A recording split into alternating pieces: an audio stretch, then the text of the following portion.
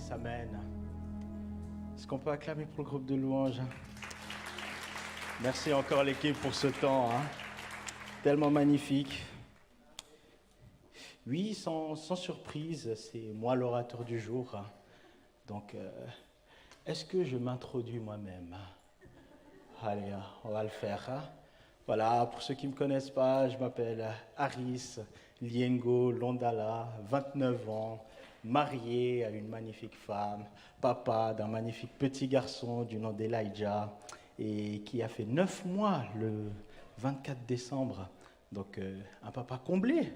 Et que dire, orateur extraordinaire, avec des messages percutants, tout ce que vous voulez. Non, mais c'est toujours drôle de s'introduire soi-même, parce que ça met aussi un petit peu en lumière qu'est-ce qu'on pense de nous. Et moi, il y a un passage que j'aime dans la Bible où Moïse déclare qu'il était l'homme le plus humble en son temps. Et qui a écrit ça? Moïse lui-même. Il dit de lui-même qu'il était l'homme le plus humble à son époque. Et ce qui est magnifique, et ce que j'aime avec ça, c'est ça nous montre qu'on doit avoir une bonne opinion de soi-même. Vous faites un petit peu des rétrospectives. Moi, j'aime bien faire des rétrospectives sur mon année. Et je dirais une des rétrospectives, si je vous disais toutes les rétrospectives, ça ferait mon message. Mais on va en retenir quelques-unes. Une des rétrospectives de l'année que je garde, c'est sois le premier fan de toi-même. Vraiment. J'ai appris, si je suis le premier fan de moi-même, si je suis le premier à m'aimer, ça va tout simplement découler aussi chez les autres. N'attends pas que les autres deviennent fans de toi. Sois déjà toi-même le premier fan. Regarde-toi, apprécie-toi, dis des bonnes choses de toi, parce que c'est ce que Dieu dit à ton sujet. Amen. Et une autre rétrospective, bien entendu, fête de Noël, dit Jésus. Et Jésus, pour moi, c'est ma plus grande rétrospective. Et je me dis, il y a quand même, je ne sais pas si vous suivez un petit peu l'actualité, mais au XXe siècle, ce que je me rends compte, c'est que l'un des projets les plus fous, c'est d'amener l'homme sur la Lune. Un projet qui a coûté des milliards, un projet fou, de faire poser l'homme sur la Lune. Et aujourd'hui, au XXIe siècle, je dirais l'un des projets tout aussi fous, c'est de réussir à amener l'homme sur Mars. Mais pourtant, il y a un projet qui est encore plus fou et encore plus colossal que tous ces deux projets que je viens de vous citer. C'est le projet d'amener Dieu sur la terre. Le projet de déposer Jésus sur la terre. Et ça, c'est le plus grand projet de l'humanité. C'est le projet qui va transformer l'humanité à tout jamais et complètement changer l'homme dans son entièreté. Déposer Jésus sur la terre. Et moi, ça m'inspire de me dire, waouh, le plus beau cadeau qui a été fait à l'humanité, le plus beau cadeau qui m'a été donné, ce n'est pas des Lego, même si je suis un grand fan de Lego, mais c'est Jésus. Et ce matin, j'aimerais qu'on se recentre sur Jésus. Mais j'aimerais qu'on se recentre sur Jésus à travers un autre personnage biblique que j'ai envie d'aborder avec vous ce matin, c'est Esther. Et oui, j'ai envie de mettre les femmes à l'honneur ce matin. J'ai envie de parler de Esther. Cette femme, j'ai trouvé son histoire tellement percutant et tellement inspirant. Et je dirais, prenez ce message ce matin comme un peu un message de transition. Tu vois, c'est un parfait message de clôture de l'année 2021, mais aussi un parfait message d'introduction à l'année 2022. Donc, on est vraiment à la frontière entre les deux. Vous pouvez non seulement retenir des leçons pour toute votre année 2021, mais aussi vous préparer à l'année 2022 qui arrive. Ça vous motive? Ouais, vous n'avez pas l'air tant motivé que ça.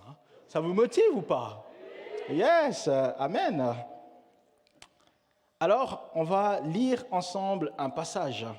On va lire Esther au chapitre 4. Enfin, on va lire tout simplement tout le chapitre 4. Oui, je sais, j'ai l'habitude de lire des longs versets, mais c'est mon côté altruiste. Je pense à ces pauvres chrétiens qui ne lisent pas la Bible toute l'année. Au moins, ils ont l'opportunité de la lire lorsque je fais quelques messages. Esther, tout le chapitre 4. Lisons ensemble. Informé de tout ce qui se passait, Mardochée déchira ses vêtements, se couvrit d'un sac et de cendres, puis sillonna la ville en criant à pleine voix son amertume. Il alla ainsi jusqu'aux abords de la porte du roi, car son entrée était interdite à toute personne habillée d'un sac. Dans chaque province, partout où arrivait le message du roi, qui avait valeur de loi, les Juifs menaient grand deuil avec jeûne, pleurs et lamentations. Beaucoup avaient pour lit le sac et la cendre. Lorsque ses servantes et ses eunuques vinrent lui rapporter ce qui se passait, la reine Esther en fut toute bouleversée. Elle fit parvenir des vêtements à Mardochée pour le pousser à s'habiller et à retirer son sac, mais il ne les accepta pas. Elle appela alors Attaque, l'un des eunuques que le roi avait attaché à son service, et le chargea d'aller demander à Mardochée ce qu'il avait et pourquoi il se comportait de cette manière. Attaque rejoignit Mardochée sur la place de la ville qui fait face à la porte du roi. Et Mardochée lui raconta tout ce qui lui arrivait. Il lui précisa même la quantité d'argent qu'Aman avait promis de verser dans le trésor du roi pour pouvoir faire disparaître les Juifs. Il lui donna aussi une copie de l'édit proclamé dans Suse en vue de leur extermination afin qu'il le montre à Esther et lui fasse un rapport, en la chargeant de se rendre chez le roi pour lui demander grâce et plaider la cause de son peuple. Attaque vint rapporter à Esther les paroles de Mardochée. Celle-ci le chargea alors d'aller dire à Mardochée: tous les serviteurs du roi et la population de ces provinces savent que toute personne, homme ou femme, qui pénètre chez le roi dans la cour intérieure sans avoir été convoquée n'a droit qu'à un seul verdict, la mort. La seule personne qui reste en vie est celle à qui le roi tend le sceptre en or. Or, en ce qui me concerne, cela fait 30 jours que je n'ai pas été appelé vers lui. On rapporta donc à Mardochée les paroles d'Esther. Et Mardochée lui fit répondre: ne t'imagine pas que ta position au palais te permettra d'être sauvé, au contraire de tous les Juifs. En effet, si tu gardes le silence maintenant, le secours et la délivrance surgiront d'autre part pour les Juifs, tandis que ta famille et toi, vous mourrez. Qui sait? Peut-être est-ce pour une circonstance telle que celle-ci que tu es parvenu à la royauté. Esther fit répondre à Mardochée: va rassembler tous les Juifs qui se trouvent à Suse et jeûnez pour moi. Ne mangez et ne buvez rien pendant 3 jours, ni la nuit, ni le jour. Moi aussi, je respecterai un tel jeûne avec mes servantes, et c'est dans ces dispositions que je pénétrerai chez le roi. J'enfreindrai la loi, et si je dois mourir, je mourrai. Mardochée s'en alla faire tout ce que Esther lui avait ordonné. Seigneur, je te remets ce message entre tes mains. Laisse qu'il puisse nous inspirer, que la vie d'Esther nous inspire. Donne-nous le même courage qu'elle. Donne-nous la même compréhension, Seigneur, des temps qu'elle vivait. Que ce message parle à nos cœurs et surtout que ce message produise la foi en nous et nous pousse à des actes courageux. Que nous puissions point détourner nos regards de ce qui se passe dans la société, mais au contraire, être des lumières qui brillent dans les ténèbres. Dans le nom de Jésus. Amen. Esther. Pour replacer un petit peu le contexte, Esther est la femme du roi Xerxès. Et dans ce contexte, il y a un homme politique du nom de Aman qui fait un plan pour pouvoir exterminer tous les Juifs. Et le cousin qui est aussi le père adoptif d'Esther, cet homme qu'on appelle Mardochée, apprend cela. et il est dans un profond deuil, il est dans un profond abattement. Et c'est pour ça que la tradition voulait qu'on déchire ses vêtements, qu'on s'habille d'un sac et qu'on repente de la cendre sur nous. Et là, Mardochée, il sait que sa cousine, mais aussi sa fille adoptive, est dans une position politique assez élevée. Et il demande à Esther d'aller parler au roi pour que ce décret n'ait pas lieu. Voilà un petit peu le contexte. Et la réponse d'Esther va être extraordinaire. Ce que je trouve fort, c'est que Esther ne va pas se défiler. Esther va faire preuve de courage. Et en plus, ce que j'ai apprécié avec l'histoire d'Esther, c'est que ça commence par la prière. La première chose que Esther va faire, c'est prier. Mais regardons un petit peu plus Esther, regardons un peu son histoire et voir qu'est-ce qui peut nous inspirer, qu'est-ce qu'on peut retenir. Déjà, Esther n'est pas devenue femme du roi comme ça par hasard. Ce qui a attiré le roi, c'est la beauté d'Esther. La beauté d'Esther la positionne dans une place de reine. Mais ce que Mardochée va souligner, c'est que Dieu ne t'a pas placé là juste pour ton beau plaisir à toi. Ce n'est pas juste pour que tu puisses te dandiner avec tes belles robes et montrer que tu es la reine, mais c'est pour un plan bien plus grand que cela. Et ce que j'aimerais nous dire ce matin, c'est que nous avons beau savoir que sur la terre, les biens peuvent disparaître, la beauté peut défraîchir, les relations peuvent se briser, la mort est certes inévitable, mais pourtant, nous aspirons toujours après la sécurité. Nos cœurs aspirent toujours après la sécurité. Or, la seule sécurité véritable, la seule absolue garantie, ne se trouve pas ici-bas. La position d'Esther pouvait la mettre en sécurité. Mais ce que Mardochée va lui apprendre, c'est que, hé, ma petite, t'as beau être reine, t'as beau avoir le statut le plus élevé dans ce pays, mais pourtant, tu n'es toujours pas en sécurité. Tu peux quand même mourir avec le décret qui a été fait, quelle que soit ta position, même toi, tu n'es pas en sécurité. Et c'est fou parfois comment certaines choses peuvent nous faire croire qu'on est en sécurité. Ça peut être notre travail, ça peut être notre compte en banque, ça peut être énormément de choses qui peuvent nous donner l'illusion que c'est bon, je suis en sécurité, j'ai tout. Mais ce que le livre d'Esther nous apprend, c'est que la vraie sécurité n'est pas ici-bas. Ce n'est que en nous appuyant sur Dieu et sur sa nature immuable que nous pouvons affronter les nombreux défis de la vie.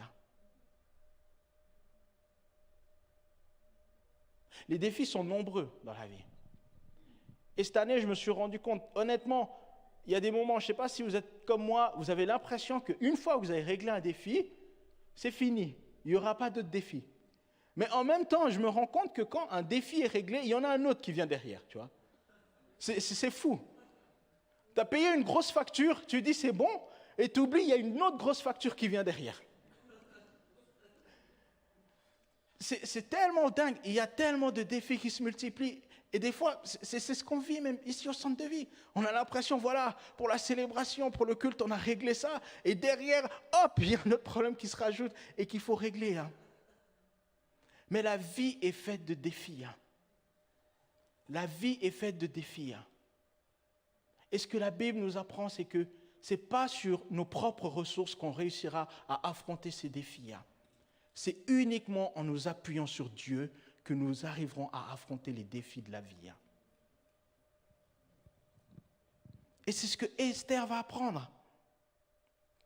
Et ce qui est fort, c'est que, comme je l'ai dit, la beauté et la personnalité d'Esther ont conquis le cœur du roi Assyrus. Et il va la proclamer reine. Mais en dépit de sa position privilégiée, elle s'expose quand même à la mort.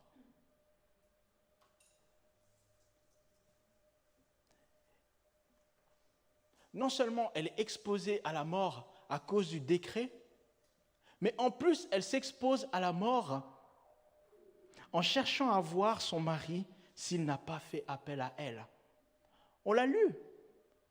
Si le roi n'a pas fait appel à toi, tu ne te présentes pas devant lui. Qui que tu sois, n'importe qui arrive devant la cour du roi sans qu'il ait fait appel, il n'y a qu'une seule sentence, c'est la mort. Et Esther va prendre le risque. Elle va prendre le risque parce qu'à un moment donné, elle va prendre conscience que la survie de son peuple est bien plus importante que sa propre vie. Ce que Dieu veut réaliser à travers elle est bien plus important que sa petite personne. Et la question c'est, est-ce qu'on a cette mentalité-là de nous poser la question et de réfléchir et de se dire, mais est-ce que le plan de Dieu est bien plus important que ma propre vie ?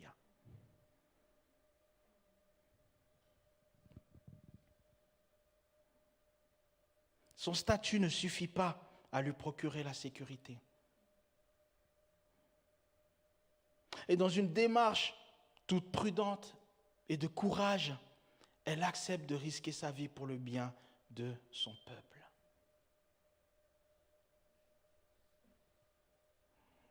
Vous savez, au début de ma foi, moi j'ai toujours eu un rêve, c'était d'aller aux États-Unis. Parce que moi j'aime beaucoup la culture américaine, la culture du sport et tout. Et je voulais aller faire des études à l'université aux États-Unis et en même temps bénéficier d'une bourse à travers le foot, qui s'appelle le soccer là-bas. J'avais déjà fait toutes les démarches, il y a déjà tout qui était prêt. Je m'étais préparé à voyager, à aller vivre aux États-Unis. Et en même temps, avec mon frère Bertrand, mon autre frère Jonathan, on était en train de construire quelque chose pour la jeunesse ici dans le canton à Neuchâtel. Et ça touchait plus de 300 jeunes qui se sont tournés vers Dieu, qui se sont convertis dans la plupart de nos amis. Et à un moment donné, en fait, je me suis positionné devant Dieu et je me suis dit, mais est-ce que c'est juste mon voyage ? Est-ce que je pars aux États-Unis et je laisse ce qui est en train de se passer ici ? Ou est-ce que tu me veux encore ici pour ton service ? Et c'était tellement déchirant pour moi. Mais à un moment donné, Dieu m'a fait comprendre, hé garçon, ce qui est en train de se passer ici, ces vies qui sont en train d'être transformées est bien plus important que ta carrière de footballeur, bien plus important que ton American Dream. Je ne suis toujours pas allé aux États-Unis, donc ceux qui veulent me payer un billet pour les États-Unis, c'est volontiers. Les plans de Dieu sont bien plus importants que nos propres aspirations, même les plus profondes. Et Esther s'abstient de brûler les étapes. Elle demande d'abord aux Juifs de prier et de jeûner avec elle, avant qu'elle ne se présente devant le roi. Et elle prend conscience, là, s'il y a quelqu'un qui peut me sortir de ce bourbier, c'est bien Dieu. Et c'est bien la première personne que je devrais consulter avant de faire quoi que ce soit. Les amis, le courage et l'audace ne remplacent pas la prière. Vous pouvez être autant courageux et autant audacieux que vous voulez, ça ne remplacera jamais la vie de prière, je vous assure. La prière n'est pas notre dernier recours, n'est pas notre dernière solution, ça doit toujours être notre premier recours. La prière n'est pas la dernière solution, mais c'est notre premier recours. Et le premier recours que Esther fait, c'est « je me tourne vers Dieu ». Et elle demande à tout le peuple de jeûner et de prier avec elle. Et tout le monde est investi.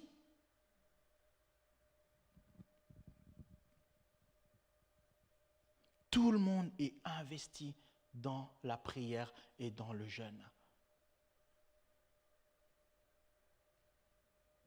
Puis, le roi va lui réserver un accueil favorable. Elle va l'inviter avec Aman, justement celui qui veut les exterminer. Elle va l'inviter à un festin. Ça m'a un peu perturbé, tu vois. Tu sais, le gars, il veut tuer et tout, et tu l'invites, mais à un festin monstrueux. Je ne sais pas si c'est un peu comme engraisser les cochons avant de les amener à l'abattoir, mais moi, ça m'a donné une leçon, hein, de me dire que parfois, tu n'as pas besoin de t'agiter devant ton ennemi. Hein. La meilleure solution devant tes ennemis, c'est d'être en paix, et même de leur faire du bien. Face à tes défis, face à tes circonstances, la meilleure solution, c'est montre ta paix et fais du bien.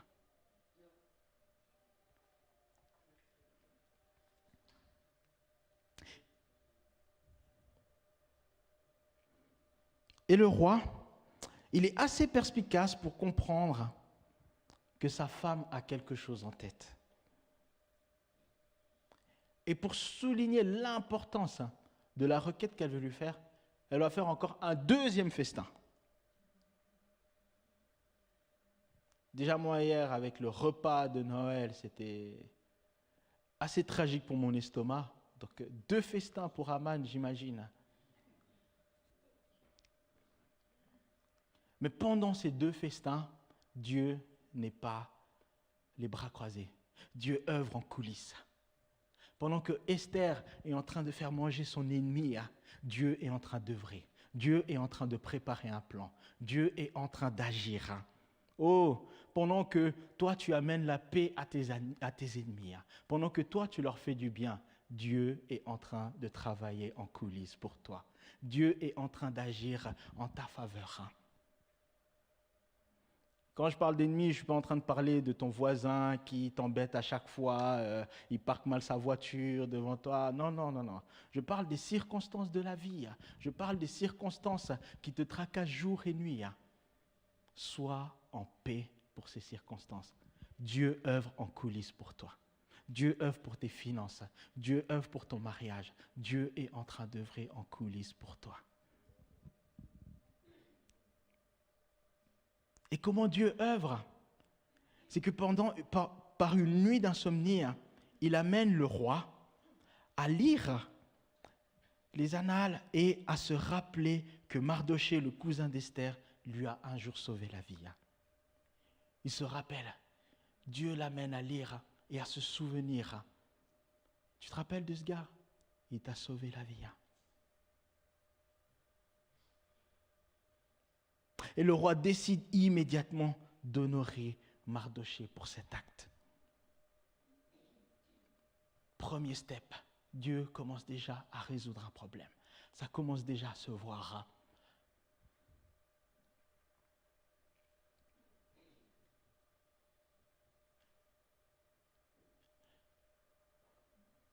Et non seulement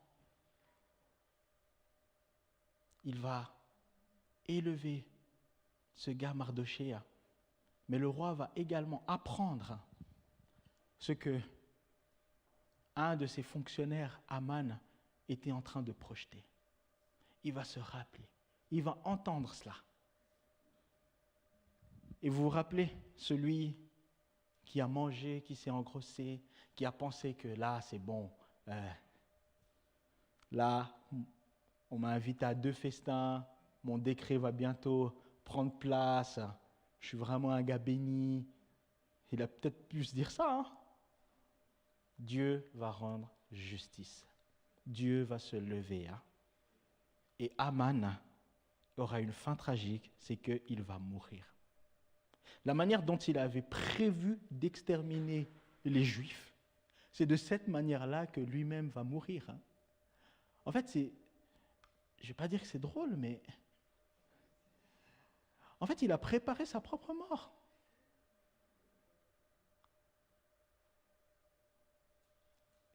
Aman a préparé sa propre mort.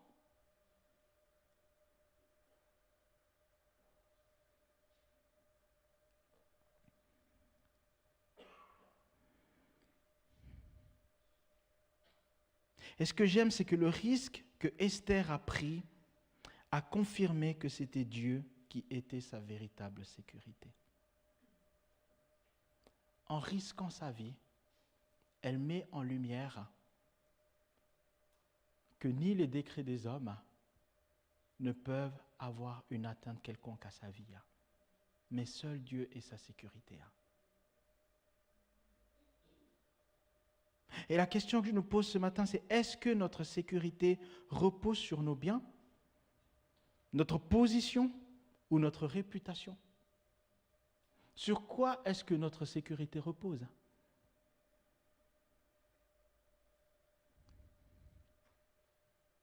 Si Dieu ne nous place pas là où nous sommes pour notre seul avantage, les amis. La maison que tu as, la voiture que tu as, le poste de travail que tu as, la famille que tu as, ce n'est pas simplement juste pour ton bon plaisir à toi. De même que Dieu n'a pas placé Esther reine de Perse juste pour son plaisir. Comme j'ai dit, ce n'était pas juste pour qu'elle puisse se dandiner devant les Juifs et montrer « Regardez-moi Esther, je suis la reine ». Non, non, non, non, non, non, non, non. Dieu ne l'a pas placé pour son propre avantage à elle. Il nous place là pour que nous le servions, les amis. J'aime, dans le livre de Josué, il est dit, moi et ma maison, nous servirons l'Éternel. Ce que Josué veut dire dans ce passage, c'est que tout ce qu'il y a dans ma maison est au service de l'Éternel. Ma chambre est au service de l'Éternel, mon lit est au service de l'Éternel, mon canapé est au service de l'Éternel, ma voiture est au service de l'Éternel. Tout ce qui est dans ma maison est au service de l'Éternel. Esther, tout ce que tu as est à mon service. Ta position est à mon service. Et la question c'est, comme dans le cas d'Esther, cela peut impliquer que nous prenions des risques. Sommes-nous prêts à reconnaître que notre sécurité absolue est en Dieu? Vivre pour Dieu, c'est risqué, les amis. Ce n'est pas toujours avantageux. Mais sommes-nous prêts à prendre des risques, tout comme Esther l'a fait?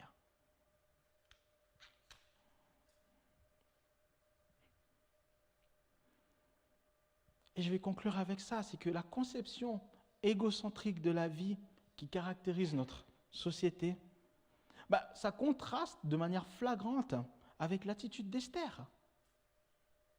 Elle sait ce qu'elle a à faire et elle sait le risque que cela lui fait courir. Mais elle est prête à aller de l'avant. C'est un peu comme Paul. Le mec, il sait que là où il va certainement mourir. Mais il déclare qu'il se réjouit d'aller.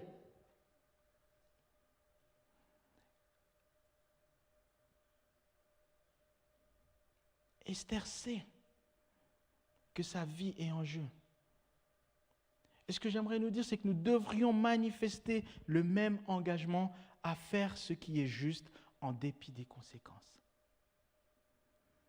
Alors que nous cherchons à sauver notre peau, notre réputation, notre apparence, en gardant le silence. Prenons la décision de faire ce que Dieu attend de nous et faisons-lui confiance pour le résultat. Il est vrai que Dieu contrôle tout. Tu peux me dire ce matin, mais Dieu contrôle tout. Mais il est aussi vrai que Mardochée et Esther devaient agir. Dieu contrôle tout, mais Mardochée et Esther devaient également agir. Des fois, nous avons de la peine à comprendre comment ces deux vérités peuvent cohabiter. Et pourtant, c'est bien le cas. Nous avons à prier comme si tout dépendait de Dieu et à agir comme si tout dépendait de nous. Prie comme si tout dépendait de Dieu et agis comme si tout dépendait de toi.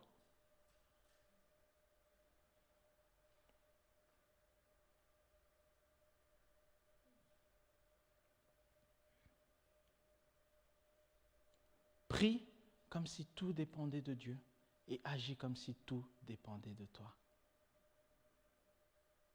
Mais évite juste une erreur, c'est ne rien faire. et de croire que tu es indispensable. Ne rien faire et croire que tu es indispensable, c'est la pire erreur que tu peux faire.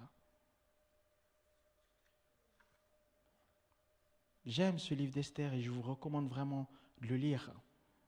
Moi, ce que j'ai retenu, c'est que servir Dieu implique souvent que nous risquions notre propre sécurité. Mais que Dieu vise un objectif avec la situation dans laquelle il nous place. Dieu a un objectif. Pense à la situation que tu es en train de traverser en ce moment. Pense-y. Cette situation qui te tracasse, cette situation qui t'empêche de dormir. Dieu vise un objectif à travers la situation dans laquelle il t'a placé. Les disciples pouvaient dire, la Bible nous dit, Jésus savait qu'il y avait une tempête. Il les a envoyés dans la tempête. Il leur a dit, vous montez dans la barque.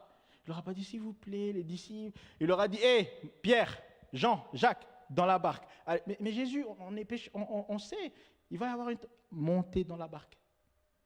Des fois, je me dis, mais il les a un peu mis dans la M. Imagine, au milieu de la tempête, ils ont dû se dire, mais c'est qui ce Dieu, mais il est fou, quoi. Il nous a envoyés à la mort. Et peut-être des fois, on se dit ça, mais Seigneur, tu es où dans ma situation? Qu'est-ce qui se passe? Pourquoi tant de problèmes? Pourquoi mes finances, ça ne va pas? Pourquoi dans mon mariage, ça ne va pas? Pourquoi dans ma santé? Qu'est-ce qui se passe? Dieu vise un objectif dans la situation dans laquelle il nous place. Plutôt que de te lamenter, demande-toi, Seigneur, quel est l'objectif que tu vises dans la situation dans laquelle tu m'as placé? Quelle est la gloire que tu veux tirer dans la situation dans laquelle tu m'as placé? Quel est le témoignage que tu veux exprimer à travers moi dans la situation dans laquelle tu m'as placé? Je prie que 2022 soit une année de témoignages extraordinaires dans vos vies. Soyez bénis dans notre Jésus.